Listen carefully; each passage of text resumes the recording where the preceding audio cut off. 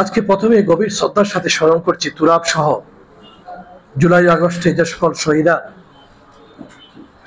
তাদের বুকের তাজা রক্ত ঢেলে দিয়ে একটি ফ্যাসিস্ট রেজিম থেকে বাংলাদেশকে আবার স্বাধীনতার আকাঙ্ক্ষার যে বাংলাদেশ, সেই আকাঙ্ক্ষার বাংলাদেশে ফিরিয়ে নিয়ে আসতে সাহায্য করেছে একটি ছাত্র গণ অভ্যুত্থান সংগঠিত করে। এই ছাত্র গণ অভ্যুত্থান তো একদিনই সংগঠিত হয় না, দীর্ঘ একটি পথ পরিক্রমা এবং জুলাই আগস্টে সেটার চূড়ান্ত পরিণতি। তুরাবকে আমরা ধরতে পারি সেই পরিণতির একটা সময় একটি মাইল ফলক বা একটি সেই সময়ে তুরাবের মৃত্যু আলোড়িত করেছে। যেমনি সাইদ, মুগ্ধ অথবা চট্টগ্রামের ওয়াসিমের প্রত্যেকটা মৃত্যু তখন এক একটা ইন্ডিভিজুয়াল মৃত্যু ছিল না, প্রত্যেকটা মৃত্যু দাঁত কেটেছে এবং জাতিকে একত্রিত করেছে।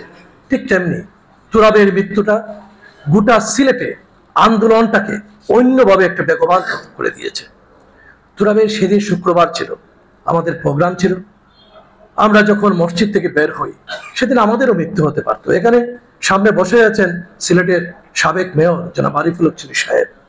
আমরা একসাথে এই মিছিলটা নিয়ে আমরা যখন বাহির হই, ঠিক আমাদের ডান পাশে মধুবনের ওই দিকে তুরাব তার সাংবাদিকতারই কাজ করছিল, তার প্রফেশনের কাজ করছিল। তুরাব তো কোনো অন্যায় করেনি অথবা কোনো রাজনৈতিক কর্মকাণ্ডে সেখানে সম্পৃক্ত হতে যায় নাই, কিন্তু তুরাব কেন সেই ছবিগুলা ধারণ করলো? অথবা অতীতে তুরাব হয়তোবা এই ফ্যাসিস্ট রেজিমের যে সকল প্রশাসনের ভিতরে বসে থাকা কোনো ব্যক্তির রুশানের মধ্যে ছিল হয়তোবা। আমরা মনে করি তুরাগের এই যে হত্যাকাণ্ডটা, এটি নিছক একটা হত্যাকাণ্ড। তুরাবকে টার্গেট করে কিন্তু সেদিন হত্যা করা হয়েছে। তুরাবের হত্যাকাণ্ডটা যে একজনকে গুলিবিদ্ধ করলো, গুলি করলো এবং মারা গেল তেমন কিন্তু ছিল না, তাকে টার্গেট করে, কিন্তু এটা টার্গেট কিলিং ছিল তুরাগের। এটা আমাদের চোখের সামনে দেখা।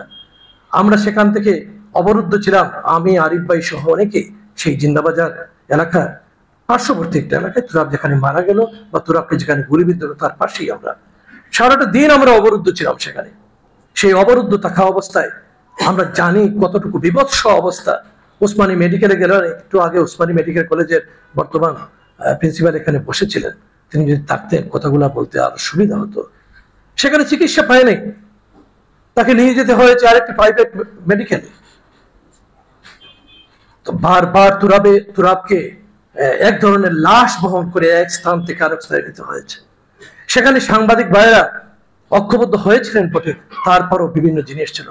আমরা আলাপ করেছি তখন এখানে আমাদের প্রেস ক্লাবের সেক্রেটারি সিরাজ ভাই বসে আছেন।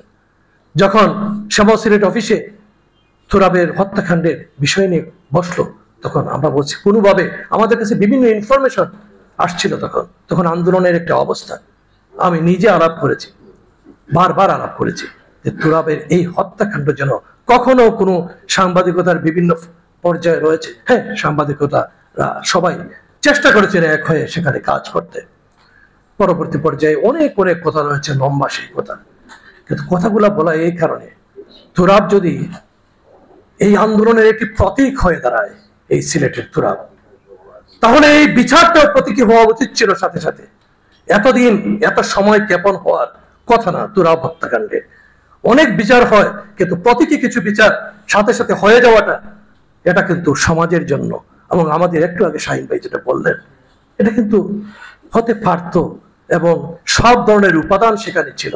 আমরা আজও শুনি, গতকালও আমার কাছে খবর এসেছে, গতকাল বা গত পরশু তুরাবের বুড়োয় কোনো একটা ডেট ছিল, সেখানে আমাদের কাছে কোনো পুলিশ কর্মকর্তা সেখান থেকে নিজেকে বাঁচানোর চেষ্টা করছেন। উনি এখানে উপস্থিত ছিলেন না, বা উনার বন্দুক থেকে সেই গুলিবিদ্ধ হয় নাই, বা অনেক কিছু। এখানে আমাদের মহানগরের আমাদের পুলিশ কমিশনার সাহেব আছেন এখানে উপস্থিত। আমি বলবো উনি যখন আছেন এবং উনি অত্যন্ত দায়িত্বশীল এবং দায়িত্বশীলতা সেই উনি দায়িত্ব নিয়েছেন এবং পালন করছেন, একটি কঠিন সময় উনি দায়িত্ব পালন করছেন। আমি মনে করি, আমাদের বিশ্বাস রাখি যে অন্ততপক্ষে তুরাব হত্যাকাণ্ডের বিচারটা অতি দ্রুত হবে এবং সেই বিচারের মাধ্যমে যেন আমরা যে জাতিটাকে আবার সংঘবদ্ধ করে আমরা একটি সমৃদ্ধির বাংলাদেশ গঠনে আমরা যে কাজ করছি, আমরা যাতে যেন এই বিচারটা হয় এবং এই বিচারের মাধ্যমে আমরা এগিয়ে যেতে পারি। আবার যেন কোনো ফ্যাসিজম এইভাবে উদ্ভব না হয় এবং সেই ফ্যাসিজমের কবলে যেতে আমাদেরকে না পড়তে হয়। আবার যেন কোনো তুরাগ অথবা সাগর রুনি অথবা বিভিন্ন সাংবাদিকেরা হত্যাকাণ্ডের শিকার হতে না হয়, তার প্রফেশনাল কাজে গিয়ে আমাদেরকে সমাজকে সেইভাবে বিনির্মাণ করতে হবে।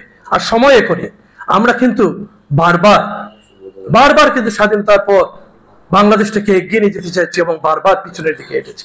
বিভিন্ন সময়ে বিভিন্ন অধ্যায়ে আমরা কিন্তু বাংলাদেশটাকে এবার একটু মোক্ষম সময় এসেছে। আমরা সবাই একতাবদ্ধ হয়েছে। এখন আমাদের মধ্যে যদি আবারও অনক্ষ থাকে, আবারও কোনো চক্র, এটা শুধুমাত্র যে দেশি কারণ, দেশি বিদেশি চক্র বারবার অনক্ষের বীজ বপন করছে, কিন্তু সময় মাত্র 1 বছর গেছে।